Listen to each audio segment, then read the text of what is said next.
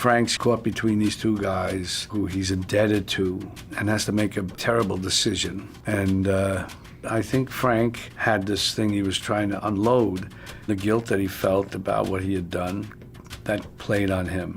It ate at him, and he was, he was looking for absolution.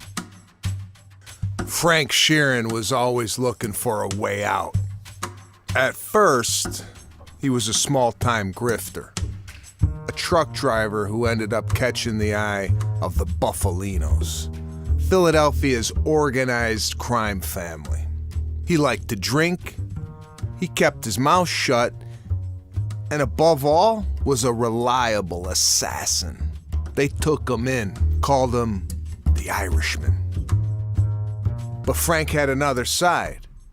In public, he was high up in the Teamsters, the most powerful union in America. There, he was the right-hand man to the big guy, Jimmy. Jimmy Hoffa, the president of the Teamsters Union. This guy was a larger-than-life figure who fought for the little guys, like him. And Frank and Jimmy, man, they were thick as thieves. Until one day, Hoffa vanished. His body never found. Now, there's been millions of theories about what happened to Hoffa, but according to Frank's deathbed confession, Hoffa died in the suburbs of Detroit, on the wrong end of Sheeran's gun. The Irishman, the latest movie from Martin Scorsese, recounts Frank's story in all its vivid color and chaos.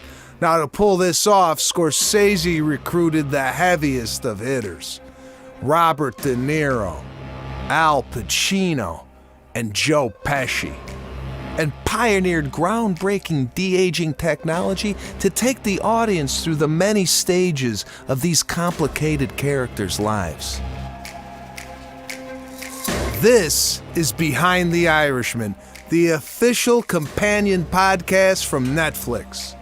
Now, we're going to explore the life of the real Frank Sheeran, how his story found its way into Scorsese's hands, and how he crafted Frank's version of events into a decade-spanning cinematic masterpiece.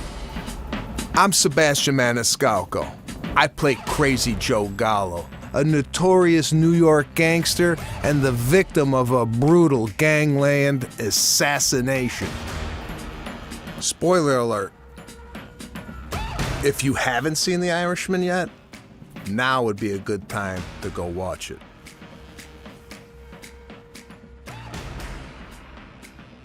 Frank kept his mouth shut for a long time, but in this episode, we'll meet the guy Frank spilled his guts to, Charlie Brandt. I get a call from a guy named Franny McDonald on behalf of the Philly mob to get Frank Sheeran out of jail. He was put away in '87 for labor racketeering with a 32-year sentence.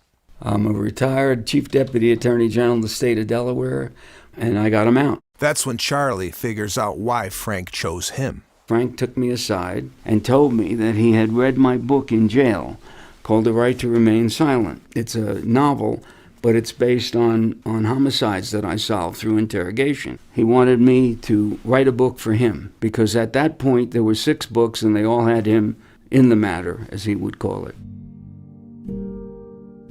Frank's name had a way of popping up in association with Hoffa's disappearance. He wanted to set the record straight. You got to remember, at that point, nobody had any idea how Hoffa died. So I thought, well, I'll meet with him. And it was just Frank and me against the world. Charlie had a way of doing it. I get confessions out of people the way I understand.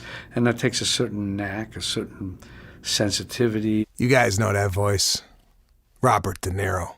He plays the title character. You got to make the person trust you and genuinely trust you because you have something coming out of you that's genuine. And even if you're doing another job that has another agenda, you still, moment to moment, are interacting with that person in a way that's real and sincere. And the guilt that he felt about what he had done, that probably added to it. And he was, he was beyond upset. De Niro connected deeply with Frank's character and pitched the story to Scorsese. Marty remembers the meeting like this. He came in and he described this book to me. He described really this character, Frank Sheeran. And as he did, he became very emotional about it. And I realized that was the connection.